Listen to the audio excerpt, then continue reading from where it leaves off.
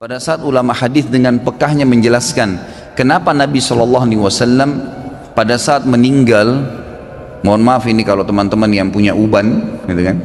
Tapi kita bicara tentang Nabi SAW. Nabi SAW waktu meninggal tidak memiliki uban kecuali 3 lembar.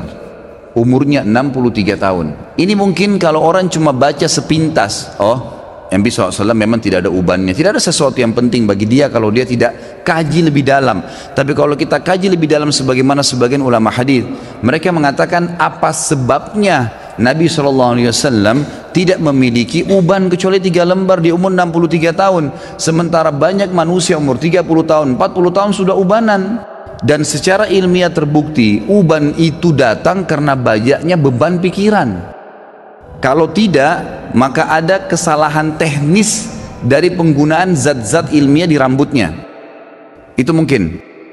Jadi kalau kayak sekarang gonta-ganti sampo mungkin atau apa saja, itu juga bisa jadi pemicu. Tapi umumnya orang yang selalu beban pikirannya banyak, apalagi kalau berhubungan dengan penyakit hatinya, iri dan dengki, selalu hasut dengan orang, kok bisa ya dia dapat jabatan, kok bisa ya dia punya mobil, kok bisa ya dia punya istri seperti itu, suami seperti itu ubannya luar biasa tuh. Mohon maaf kalau yang punya uban ya, saya bukan menyinggung, tapi ini sebuah penelitian ilmiah. Kenapa Nabi SAW seperti itu keadaannya, gitu kan?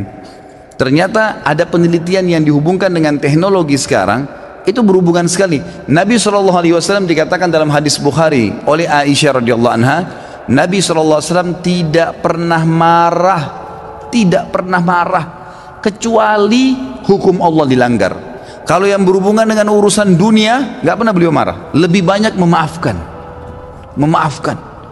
Sampai ada seorang sahabat datang mengatakannya, Rasulullah, saya punya kebun nih, pegawai saya banyak, sering buat salah. Yang kurma disortir salah sortirannya, yang diturunkan tunda waktunya, mestinya harus panen sekian banyak, ditunda besok dan seterusnya, banyak masalah.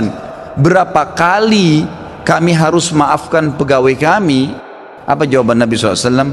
Maafkan mereka walaupun sampai 70 kali. Bukan keluarkan, pecat.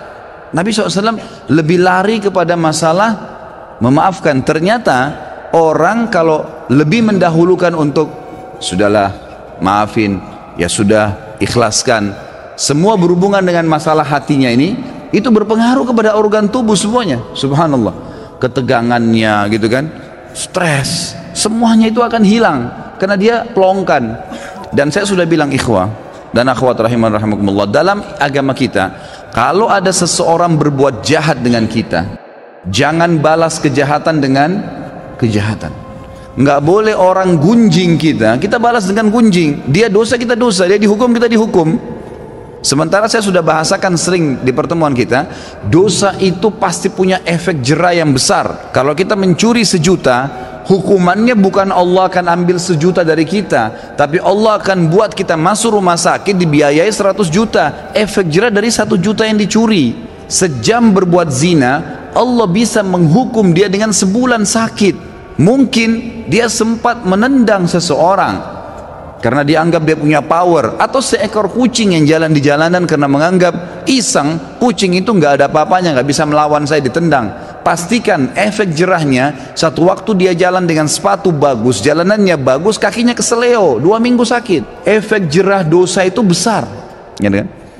Jadi jangan sampai kita menganggap orang buat dosa itu oke-oke saja. Atau antum pernah punya peluang berbuat dosa, misal satu waktu pernah peluang bisa berzina nih dengan seorang wanita yang antum sangat kagumi, atau seorang akhwat kita punya peluang berzina dengan seorang ikhwah yang dikenal dengan kagumi, lalu kemudian tidak jadi. Syaitan membisikkan kita, coba dulu saya zina aja ya, yang penting saya sudah zina dengan orang yang saya cintai, yang saya sukai, toh saya juga sekarang bisa taubat. Keliru, karena taubat itu hanya membersihkan kita dari hukuman hari kiamat, tapi di dunia harus ada pembersihan. Tidak bisa tidak ada dosa yang tidak punya efek jerah, mesti ada, sekecil apapun. Tentu efek jerahnya itu sesuai dengan kadar perbuatan, tapi lebih berat daripada perbuatan dia.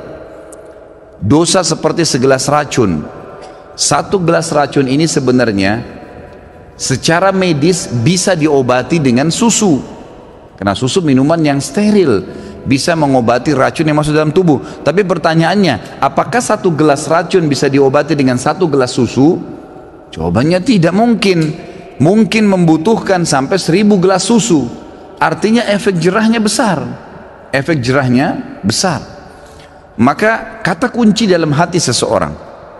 Makanya kata para ulama, bisikan syaitan agar seseorang terjerumus dalam dosa dimulai dalam hatinya. Selalu hati yang terbisik, bukan di kuping kita, bukan di luar, di dalam hati. Tuh lihat tuh begitu tuh coba aja, tuh nggak apa-apa. Dalam hati bisikannya. Dan kalau kita tahan juga dalam hati, maka tidak akan ada masalah. Jadi hati ini memang betul-betul raja nih, kata para ulama. Nabi SAW pernah kedatangan seorang laki-laki dalam hadis Bukhari, ya Rasulullah, wasiatkan saya. Nabi SAW tahu orang ini emosional. Kata Nabi, jangan kamu marah. Marah itu penyakit hati loh ya.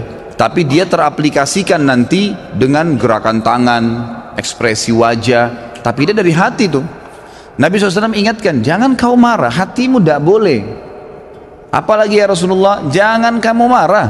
Apalagi ya Rasulullah, jangan kamu marah. Nabi SAW, kata para ulama hadis, seringkali memberikan nasihat sahabat sesuai dengan keadaan yang sedang dihadapi oleh orang itu.